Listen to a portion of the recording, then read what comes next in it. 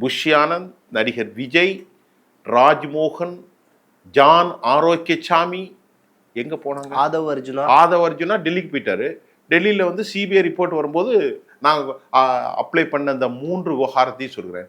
அவருடைய மாமா ஒரு லாட்ரி வியாபாரி, மார்ஜின், அவர் பேர் மார்டின். மற்றபடி அவர்கள் யாருக்குமே ஒரு அரசியல் நுணுக்கம் இருக்காது. இதோட பெரிய கூட்டங்கள் நடந்திருக்கு.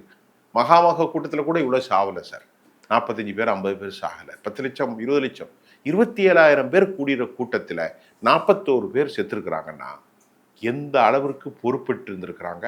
அந்த இடத்துல இருந்து எவாக்குவேட், அதாவது இடத்துல இருந்து விவகாரம் ஆரம்பித்ததிலிருந்து தாவேக்காவை சேர்ந்த யாரும் வந்து எல்லாரும் அவரவர் பாதுகாப்புக்காக அவங்க பாதுகாப்பு தப்பிட்டாங்க.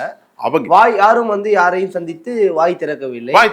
இப்ப அந்த 16 நாட்கள் முடிந்து சிபிஐ விசாரணை வந்த பிறகு தாவேக்காவினுடைய பொதுச் செயலாளர் புஷ் ஆனந்த் அவர்கள் வந்து வெளில வரார். தலைமறைவில் இருந்த புஷ் ஆனந்த் வெளியில் வரார். ஆதவ் அர்ஜுனா வந்து செய்தியாளர்களை சந்திக்கிறார். இப்ப பேச ஆரம்பிக்கிறாங்க. ஏன் அந்த அன்னைக்கு நீ நிக்கல? அன்னைக்கு ஜெயில போயிருக்கலாமே. ஒவ்வொருத்தனும் 25 வருஷம் 35 வருஷம் ஜெயிலில் இருந்திருக்கான் சார். இந்த பலஸ்தீன விடுதலையில் பார்த்தீங்கன்னா 67 இருந்த ஒரு ஆளில் வெளியே வந்திருக்கான். 50 வருஷமா 55 வருஷம். நீ ஒன்றுக்கும் உதவாத ஒரு 10 நாள் ஜாமீன் கிடைக்கும். அது கூட இருக்க தைரியம் இல்லாத இவங்கெல்லாம் நம்பி தமிழ்நாடு பின்னால போகுமா என்ற கேள்வி எழுகிறது.